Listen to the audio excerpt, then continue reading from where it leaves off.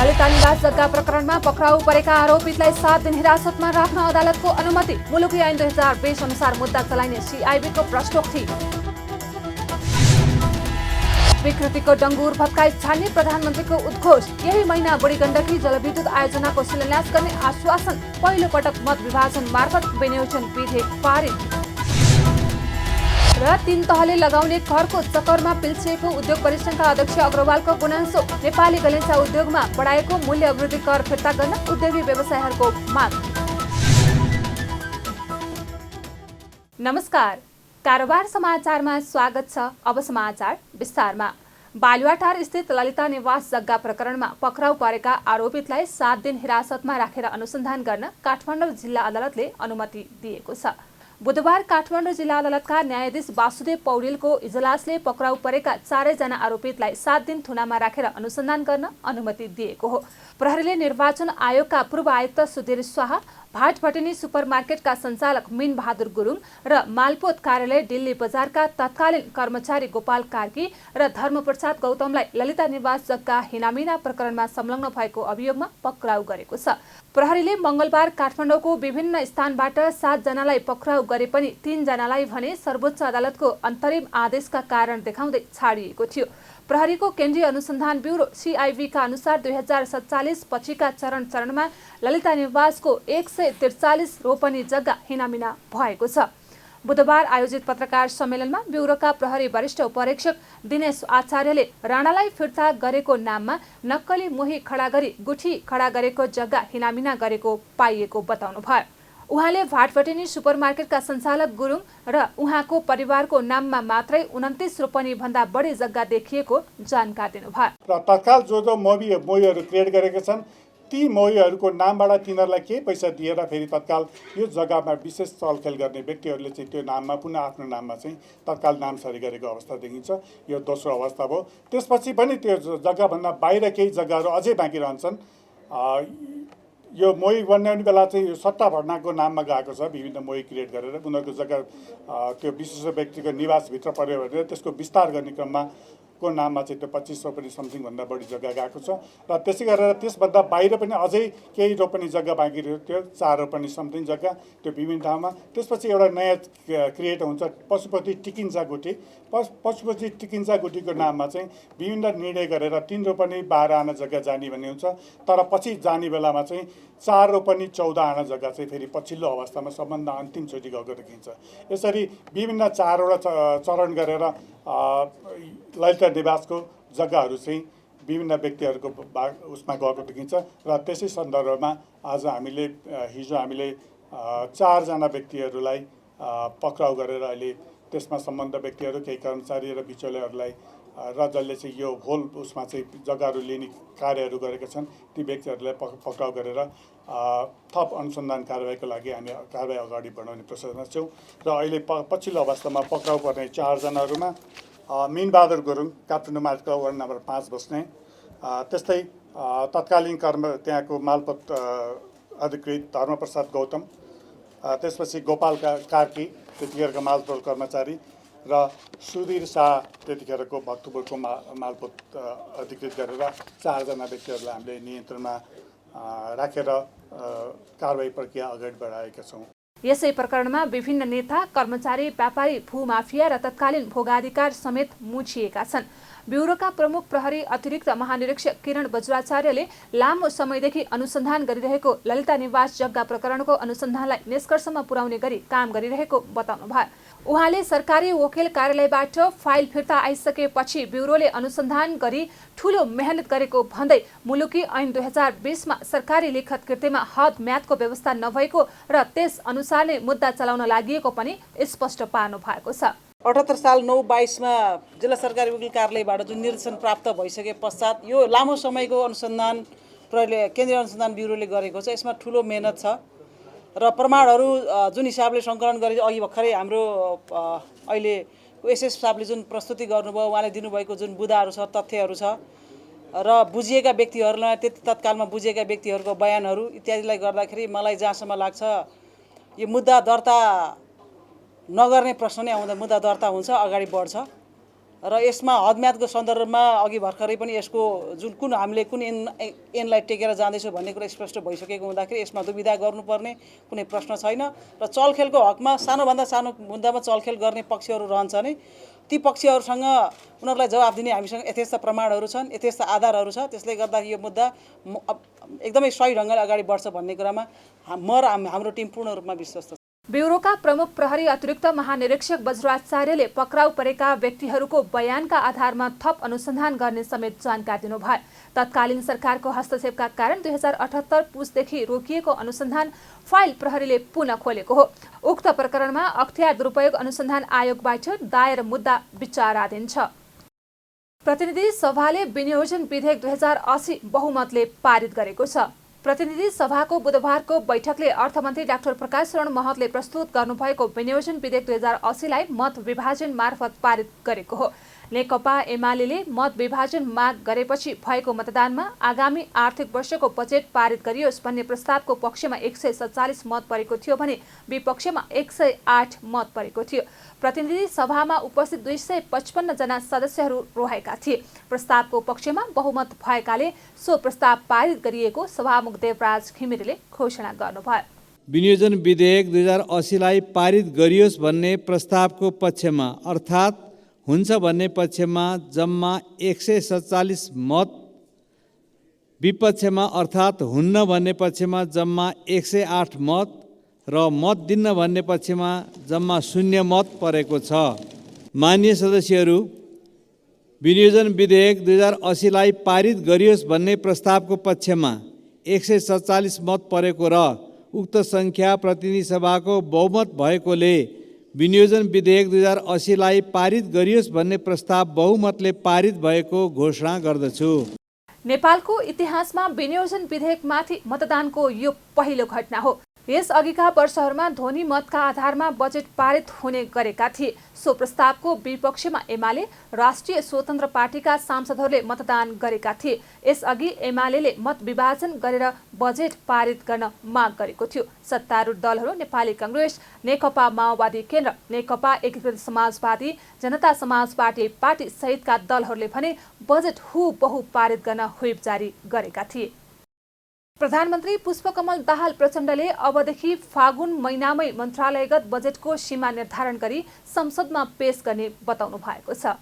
बुधबार प्रतिनिधि सभा बैठकमा प्रधानमन्त्री तथा मन्त्री परिषद कार्यालय, उपराष्ट्रपति कार्यालय र राष्ट्रिय योजना आयोगको सचिवालयको विनियोजन शीर्षकमाथि सांसदहरूले उठाएका प्रश्नको जवाफ दिँदै प्रधानमन्त्री दाहालले सरकारको नीति तथा कार्यक्रम र बजेट घोषणा गर्न र पारित गर्ने प्रणाली परम्परागत भएको बताउँदै आगामी वर्षदेखि मन्त्रालयगत बजेट सीमा निर्धारण भए पश्चात फागुन मसान्तभित्र विनियोजन विधेयक सिद्धान्त र प्राथमिकता संघीय संसदमा पेश गर्ने व्यवस्था मिलाएको बताउनु भएको हो। उहाँले यसबाट विनियोजन विधेयकका सिद्धान्त र प्राथमिकता उप पर्याप्त छलफल गरी सांसदहरूबाट प्राप्त मार्गनिर्देशन र सुझावका आधारमा यथार्थपरक बजेट प्रस्तुत गर्न सघाउ पुग्ने विश्वास व्यक्त गर्नुभयो। मैले पहिले पनि सांकेतिक रूपमा भनेको छु, हाम्रो नीति कार्यक्रम, सरकारको नीति कार्यक्रम घोषणा गर्ने प्रक्रिया परम्परा र त्यसलाई पारित गर्ने हाम्रो प्रणाली र लगत्तै बजेट वक्तव्य पाठ गर्ने र त्यसलाई पारित गर्ने प्रक्रिया र प्रणाली हाम्रो परम्परागत छ। आगामी वर्षदेखि मन्त्रालयगत बजेट सीमा निर्धारण भए पश्चात फागुन मसान्तभित्र विनियोजन विधेयकका सिद्धान्त र प्राथमिकता सङ्घीय संसदमा पेश गर्ने व्यवस्था मिलाइनेछ। यसबाट विनियोजन विधेयकका सिद्धान्त र प्राथमिकता उप पर्याप्त छलफल गरी मान्य सदस्यहरूबाट प्राप्त मार्गदर्शन र सुझावका आधारमा यथार्थपरक बजेट तर्जुमा गर्न सघाउ पुग्ने विश्वास लिएको छ भन्ने विषय प्रस्तुत गरेको छु। प्रधानमन्त्री दाहालले आगामी वर्षदेखि प्रतिनिधि सभाका प्रत्यक्ष निर्वाचित सांसदहरूको नेतृत्व सम्बन्धित जिल्ला र क्षेत्रको बजेट निर्माणको प्रक्रिया सुरु गर्ने प्रस्ताव गर्दै बजेट निर्माणमा जनप्रतिनिधिहरूको भूमिका बढाउने प्रतिबद्धता पनि जनाउनु भएको छ। यस्तै उहाँले आफ्नो नेतृत्वमा सरकार बनेपछि जनताको निराशा कम भएको बताउँदै व्यवस्थाप्रति जनतामा जगाएको भरोसा आफ्नो सरकारको सबभन्दा ठूलो उपलब्धि भएको दावी पनि गर्नुभएको छ। उहाँले हाई प्रोफाइल व्यक्तिहरू कानुनभन्दा माथि छन् भन्ने आम मनोविज्ञान बनेका बेला नक्कली भुटानी शरणार्थी प्रकरणमा सरकारले इतिहासकै ठूलो कारबाही गरेको र यसले जनतामा विश्वास जाग्न सुरु गरेको समेत बताउनु भयो। ललिता निवास प्रकरण, मिटर ब्याजी प्रकरणमा सरकारले एकपछि अर्को सफलता हात पारिरहेको उल्लेख गर्दै वर्षौंदेखि डङ्गुरको थुप्रोमा रहेको भ्रष्टाचार लगायतका विकृतिहरू विरुद्धको लडाईँ नरोकिने उहाँले स्पष्ट पार्नुभयो। हिजोबाट प्रधानमन्त्री निवास नै निल्न खोज्ने ललिता निवास काण्डका अभियुक्तहरू पक्राउ पर्न थालेका छन्। मिटर ब्याजी र सहकारीका ठगहरूमाथि कारबाही सुरु भइसकेको छ। वर्षौंदेखि विकृतिको डुङ्गुर सफा गर्ने सुशासनको यो लडाईँमा मलाई सदन र जनताको अझ धेरै समर्थनको आवश्यकता रहेको मैले महसुस गरेको छु र यो लडाईँमा मलाई सदनको पनि र आम जनताको पनि अझ ठुलो हौसला र सहयोग प्राप्त हुने विश्वास पनि म व्यक्त गर्न चाहन्छु। म सङ्कल्प गर्दछु कि कुनै पनि मूल्यमा विकृतिको यो लडाईँ, विकृतिका विरुद्धको यो लडाईँ अगाडि बढाइनेछ। लोकतन्त्रसँग आफ्ना विकृति सच्याउने सामर्थ्य पनि रहन्छ र सरकार त्यो दिशामा दृढतापूर्वक अगाडि बढेको छ र बढिरहनेछ। म यो विश्वास दिलाउन चाहन्छु। सांसदहरूले उठाएको प्रश्नको जवाफ दिँदै प्रधानमन्त्री दाहालले यही असार महिनाभित्रै बुढी गण्डकी जलविद्युत आयोजनाको शिलान्यास गर्ने आश्वासन समेत दिनुभएको छ। असार महिनाभित्रै सो आयोजनाको कामलाई अगाडि बढाउने गरी आयोजना स्थलमा कार्यालय स्थापना गर्ने र शिलान्यासको काम सुरु गर्ने तयारी गरेको बताउनुभयो। उहाँले निजगढ अन्तर्राष्ट्रिय विमानस्थलको निर्माण कार्य यथाशीघ्र अघि बढाउन सरकार प्रतिबद्ध रहेको पनि बताउनुभयो। मैले यसै महिनाभित्र बुढी गण्डकी परियोजनालाई अगाडि बढाउनको निम्ति कार्यालय उद्घाटन गर्ने र शिलान्यास प्रक्रिया पनि सम्पन्न गर्ने भनेर मैले सम्बन्धित अधिकारीलाई भनेको छु। मलाई विश्वास छ यसै महिनाभित्र बुढी गण्डकी परियोजना अगाडि बढाउने नयाँ कार्यालयको उद्घाटन हुन्छ। मैले भन्ने त्यही हो। अर्को, निजगढ एयरपोर्टको बारेमा मैले धेरै पटक यस सम्मानित सदनमा राखेको छु। हामीले जो फास्ट ट्र्याक निर्माण प्रक्रिया अगाडि बढेको छ त्यो फास्ट ट्र्याक चाहिँ निजगढ एयरपोर्टसँग लिङ्क गरेर अगाडि बढाइएको हो। त्यसकारण निजगढ एयरपोर्टलाई यथाशीघ्र अगाडि बढाउन सरकार प्रतिबद्ध छ। प्रधानमन्त्री दाहालले आफूले सरकारको नेतृत्व गरेको 6 महिनामा देशको आर्थिक विकासमा प्रगति भएको दावी गर्दै नेपालको नियति श्रीलङ्काको जस्तै हुने भयो भन्ने भाष्य निर्माण गर्दै सिङ्गो देशलाई आशंकित र त्रसित बनाएको अवस्थालाई पार लगाएको दावी गर्नुभएको छ। जिल्ला निर्वाचन कार्यालयहरू यथावत रहने भएका छन्। बजेट पारित गर्नुअघि बुधबारको प्रतिनिधि सभा बैठकमा अर्थमन्त्री डाक्टर प्रकाशरण महतले जिल्ला निर्वाचन कार्यालयहरू यथावत रहने जानकारी दिनुभएको हो। उहाँले आर्थिक वर्ष 2080-81 को बजेट वक्तव्यको अनुसूची 16 को खण्ड क को क्रम संख्या 10 मा रहेको प्रावधान हटाएर हाल कायम रहेको जिल्ला निर्वाचन कार्यालय सम्बन्धी हाल कायम रहेको व्यवस्थालाई नै यथावत राखिने बताउनुभयो। उहाँले जिल्लामा निर्वाचन कार्यालय रहँदा नै निर्वाचन आयोगको काम स्वतन्त्र हुने कुराको सुनिश्चित हुने बताउनुभयो। 2080-81 को बजेट वक्तव्यको अनुसूची 16 खण्ड क को क्रम संख्या 10 मा रहेको व्यवस्थाका बारेमा सम्मानित सदनलाई स्पष्ट पारेको थिए। त्यसकारण फेरि पनि यो सरकारको, मेरो, हामी सबैको प्रतिबद्धता निष्पक्ष स्वतन्त्र रूपमा निर्वाचन आयोग रहनुपर्दछ र त्यसले त्यसै ढङ्गबाट निर्वाचन सम्पन्न गर्नुपर्दछ। अर्थमन्त्री महतले सो कुरा सरकारको तर्फबाट संसदलाई लिखित जानकारी गराएको पनि सभामुख देवराज घिमिरेले बताउनुभयो। स्वास्थ्य बीमा कार्यक्रममा देखा परेका नीतिगत र व्यवस्थापकीय समस्या समाधान गरी गुणस्तरीय स्वास्थ्य सेवा प्रदान गर्न संसदीय समितिले सरकारलाई निर्देशन दिएको छ।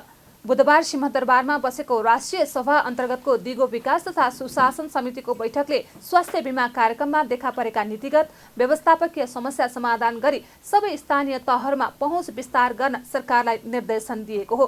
बैठकपछि समितिका सभापति प्रकाश पन्थले गुणस्तरीय स्वास्थ्य सेवा, औषधि आपूर्ति तथा उपचार प्रक्रिया सरल बनाई दक्ष जनशक्तिको व्यवस्था गरी सबै स्थानीय तहहरूमा पहुँच विस्तार गर्न निर्देशन दिनुभयो। उहाँले सुर्तीजन्य पदार्थमा लगाउने कर वृद्धि गरी त्यसबाट सङ्कलित रकम स्वास्थ्य उपचार, जनस्वास्थ्य सेवाका कार्यक्रममा खर्च गर्ने व्यवस्था गर्न पनि सरकारलाई निर्देशन दिनुभयो।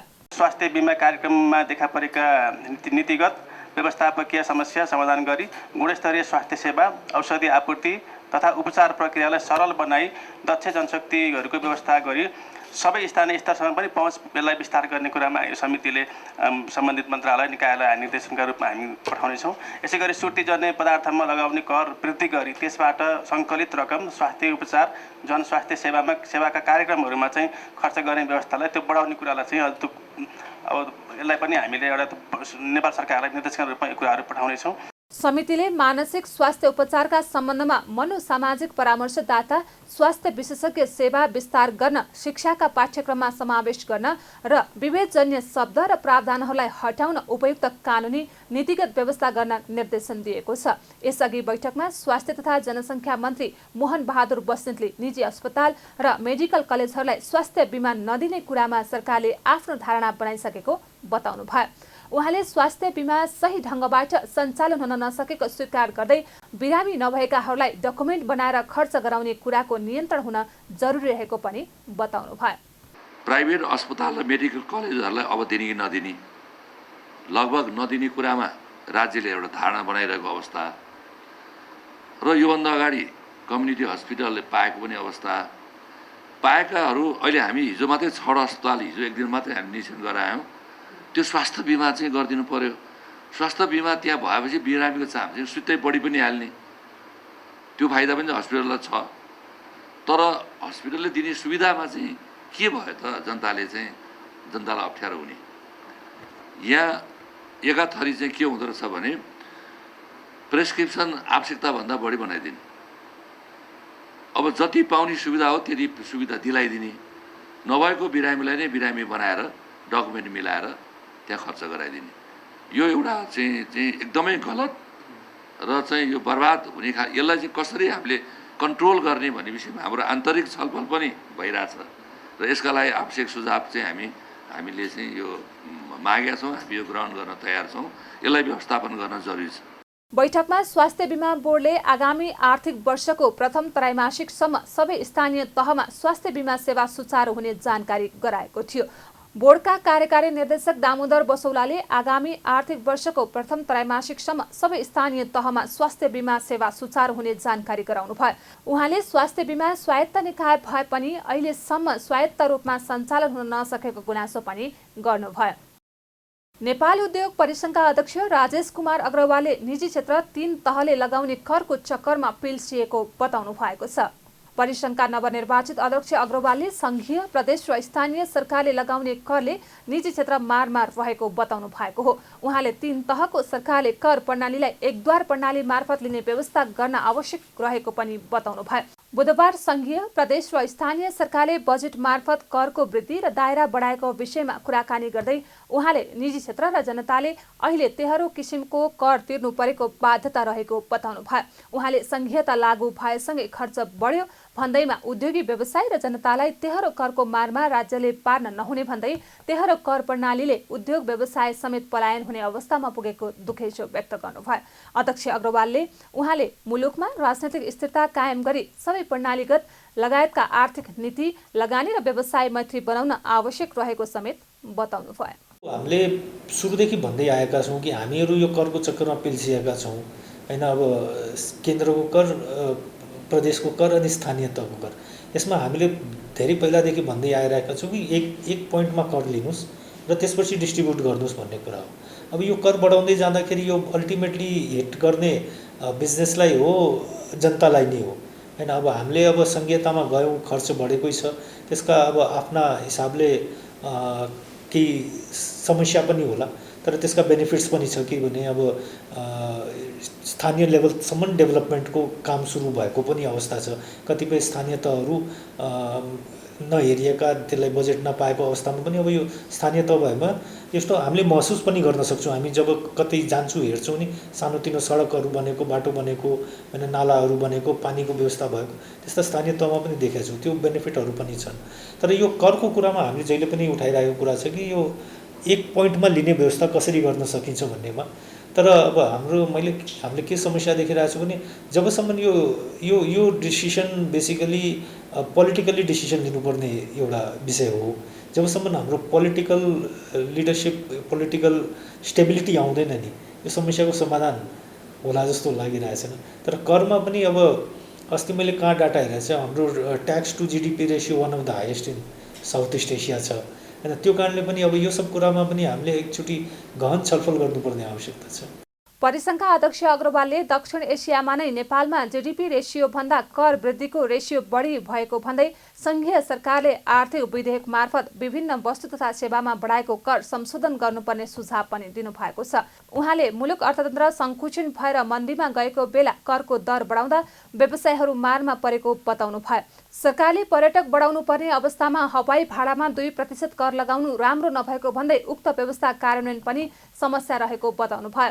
उहाँले सरकारले कर बढाउँदा सबैभन्दा बढी अप्ठ्यारोमा घिउ तेल उद्योग रहेको बताउँदै संसदबाट बजेट पास भए पनि बजेट संशोधन गर्न आवश्यक रहेको समेत स्पष्ट पार्नुभयो। अब आर्थिक विधेयकमा के छ भने धेरै कुराहरूमा कर लगाइएको छ, त्यसमा अलिकति कन्सर्न भएको छ। जस्तो कि अब हामीले टुरिज्म बढाउनु पर्ने अवस्थामा त्यो 2% हवाई भाडामा भ्याट लगाइएको छ र अब त्यो कसरी कार्यान्वयन हुन्छ भन्ने पनि एउटा हेर्ने पक्ष छ। किनभने अन्तर्राष्ट्रिय यति एयरलाइन्सहरू आउँछ, उनीहरूको टिकट उतैबाट इस्यु भएको अवस्थाहरू पनि छ। एउटा लग्जरी ट्याक्स लगाइएको छ, होइन। अनि धेरै कुराहरूमा एक्साइजमा पनि संशोधन गरिएका छन्। अब अरू केही उद्योग, एउटा ठुलो असर परेको उद्योग हामीले हेर्दाखेरि घिउ तेल उद्योग छ, त्यसमा 10% इम्पोर्ट ड्युटीबाट घटाएर 1% गरिएको छ। अब अनि एउटा कुरा मेजर इस्यु अहिले आइराखेको एफपिओ र मर्जर एन्ड एक्विजिसन्सको कुराहरू छ। अब यो कुराहरू बजेटमा आइ त सकेको छ, तर अब त्यसलाई अहिले बजेट त सायद पास हुन्छ, तर हामीलाई विश्वास छ त्यसमा हामीले अब छलफल चलाएर त्यसमा संशोधन पनि हुन सक्छ। त्यस्तै परिसङ्घका अध्यक्ष अग्रवालले बैंक तथा वित्तीय संस्थाहरूमा एफपिओ, मर्जर र एक्विजिसनमा लगाएको कर पनि खारेज हुनुपर्ने माग गर्नुभएको छ। उहाँले अहिले संसदबाट संशोधन गर्दा सरकारको औचित्यमाथि प्रश्न उठ्ने भएकाले संसदबाट बजेट पास भएपछि अर्थ मन्त्रालयसँग छलफल गरेर यी सबै विषयहरूमा संशोधन हुने अपेक्षा रहेको बताउनुभयो। उद्योगी व्यवसायीहरूले सरकारले बजेट मार्फत नेपाली गलैँचा उद्योगमा बढाएको मूल्य अभिवृद्धि कर फिर्ता गर्न माग गरेको छ।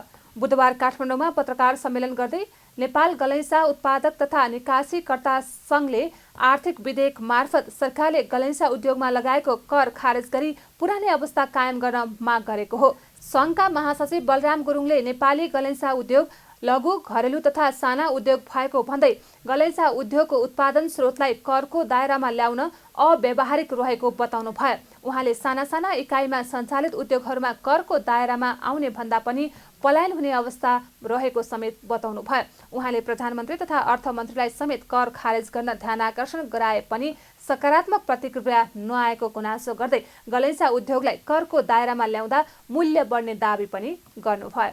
साना व्यवसायहरूले तिरेको मूल्य कर फिर्ता हुने कुनै व्यवस्था देखिँदैन।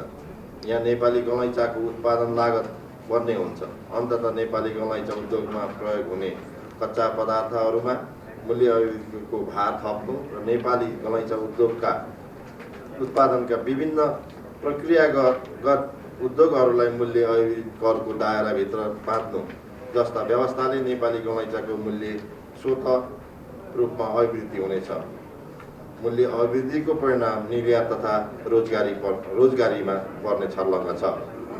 तसर्थ नेपाल सरकार समक्ष नेपाल गलैँचा उद्योग नम्रताका साथ आर्थिक वर्ष 2080-81 नेपाली गलैँचा उद्योगसँग सम्बन्धित व्यवस्थालाई पुनर्विचार गरी यथावत व्यवस्था कायम गरिदिन हुन नेपाल गलैँचा उद्योग नेपाल सरकार समक्ष हार्दिक अपिल गर्दछ।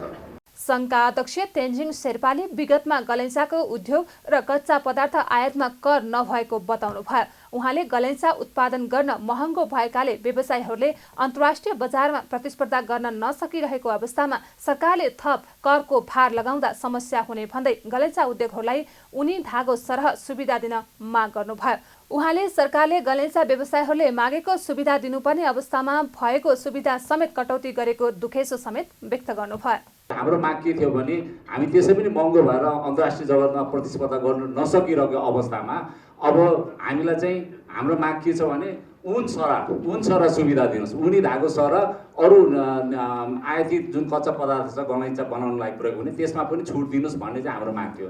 र अर्को माग भने चाहिँ हामीले चाहिँ अब यो कस्ट अफ प्रडक्सन कसरी घटाउने भन्दाखेरि अनुदान चाहिँ अब छिमेकी राष्ट्रमा डबल डिजिटमा दिइरहेको छ भने एटलिस्ट हामीलाई पनि त्यो सरह दिनुहोस्। र ब्याङ्कको ब्याज यहाँ महँगो छ, ब्याङ्कको ब्याज चाहिँ अलिकति निर्यात जाने वस्तुहरूको लागि विशेष किसिमको सहुलियतमा चाहिँ ब्याज उपलब्ध गराए पनि हाम्रो चाहिँ कस्ट अफ प्रडक्सन उत्पादक लागत घट्छ र प्रतिस्पर्धात्मक क्षमता बढ्छ भन्ने हाम्रो धेरै माग थिएन। र त्यही कुरा चाहिँ हामीले वाणिज्य सचिव वाणिज्य मन्त्रीहरूले उहाँहरू स्वयंले सुझाव माग्दा हामीले दिएका थियौँ। तर अहिले जब अर्थमन्त्रीले एकाएक होइन मागेको सुविधा त कहाँको भएको सुविधा पनि कटौती गर्दा हामी त 3 छक परेका छौँ। सबभन्दा पहिले नेपालले गलैँचा निर्यातको विगत 4 वर्षको तथ्याङ्क अध्ययन गर्दा कोभिड अगाडि 7 अर्ब 29 करोड 82 लाख रहेको छ। कोभिड पछि 16.85%ले कमी आएको छ। आर्थिक वर्ष 2078-79 मा 33.17% वृद्धि भएर 10 अर्ब 62 करोड 26 लाख रुपैयाँको निर्यात भएको थियो। तीव्र उतार चढावका बीच शेयर बजारमा 35 अङ्कको गिरावट आएको छ। लगातार बढ्दै आएको शेयर बजार मापन गर्ने नेप्से परिसूचक बुधबार तीव्र उतार चढावका बीच 35.37 अङ्कले घटेर 2150.99 अङ्कमा सीमित भएको हो। तीव्र उतार चढाव बीच शेयर बजार 2200 अङ्क नागेर पुनः घटेको हो। यस दिन परिसूचक घट्दा कारोबार रकम पनि बढेको छ। अघिल्लो दिन 5 अर्ब 47 करोड रुपैयाँ बराबरको कारोबार भएकोमा आज 5 अर्ब 97 करोडको कारोबार भएको छ। कारोबार रकमका आधारमा हिमालयन लाइफ इन्स्योरेन्स शीर्ष स्थानमा छ। उक्त कम्पनीको 83 करोड 70 लाख 36 हजार बराबरको शेयर कारोबार भएको छ। नेप्सेका अनुसार हिमालयन लाइफ इन्स्योरेन्स, बीपीडब्ल्यू लघुवित्त र सिटी होटलको शेयर मूल्यमा 10%ले वृद्धि भई सकारात्मक सर्किट लागेको छ। त्यस्तै सामुदायिक लघुवित्त 8.16 र शुभम पावर कम्पनीको शेयर मूल्य 8.11%ले बढेको छ। कारोबार समाचारमा अब सुन चाँदी र विदेशी विनिमय दर सम्बन्धी जानकारी।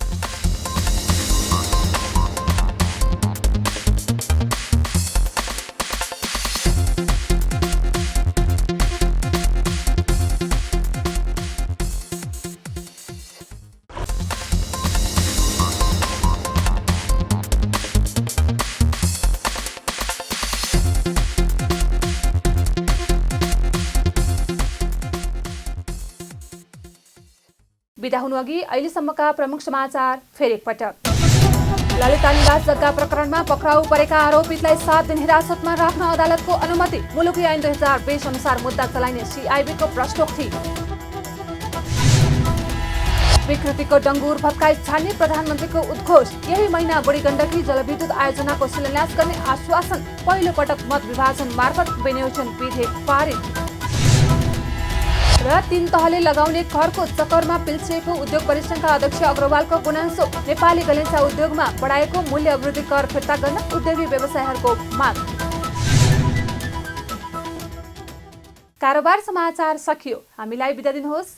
नमस्ते।